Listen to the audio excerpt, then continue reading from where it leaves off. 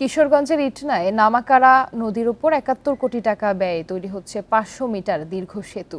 সেতু চালু হলে সড়কপথে হবিগঞ্জ ও সুনামগঞ্জ হয়ে সিলেটের সাথে কিশোরগঞ্জের যোগাযোগ সহজ হবে। নির্ধারিত মেয়াদের আগে সেতু নির্মাণ কাজ শেষ করার আশ্বাস স্থানীয় সরকার প্রকৌশল অধিদপ্তরের। নগদের কাছে সব গ্রাহকই প্রিয়, তাই তো সারা দেশে ক্যাশ আউট চার্জ সবচেয়ে কম।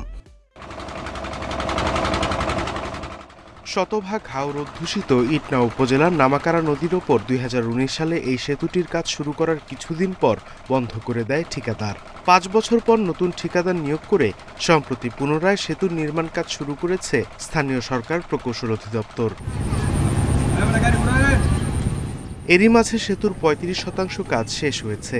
স্থানীয়রা জানান, হবিগঞ্জ ও সুনামগঞ্জ জেলা হয়ে সিলেটের সাথে কিশোরগঞ্জের সড়ক যোগাযোগ সহজ করতে সেতুটি গুরুত্বপূর্ণ ভূমিকা রাখবে। এই ব্রিজটা হইলে পরে বান্যাসন, হবিগঞ্জ, নবীগঞ্জ এবং সিলেট খুব তাড়াতাড়ি আমরা যাতায়াত করতে পারবো। এই ব্রিজটা তাড়াতাড়ি হওয়ার দরকার। একটা রুগী নিয়ে যেতে গেলে আমরা সমস্যা এই ব্রিজ দিয়ে হাইটটা গিয়ে আর এক গাড়ির মধ্যে তুললে তারপর আমরা ইটনা যেতে হবে। সেতুর কারণে নৌ চলাচল ব্যাহত হবে না জানিয়ে স্থানীয় সরকার প্রকৌশল অধিদপ্তর বলছে, নির্ধারিত সময়ের আগেই নির্মাণ কাজ শেষ হবে। সেতুর নিচ দিয়ে যাতে সারা বছর নৌ চলাচল নিশ্চিত করে, এই জন্য আমরা পর্যাপ্ত পার্টিকেল ক্লিয়ারেন্স নিশ্চিত করেছি এবং আমরা আশা করতেছি নির্দিষ্ট সময়ের পূর্বে সেতুর কাজটি সমাপ্ত করে জনগণের জন্য খুলে দিতে পারবো। ২০২৬ সালের ১ জানুয়ারি এই সেতুটির সম্পূর্ণ কাজ শেষ হওয়ার কথা রয়েছে।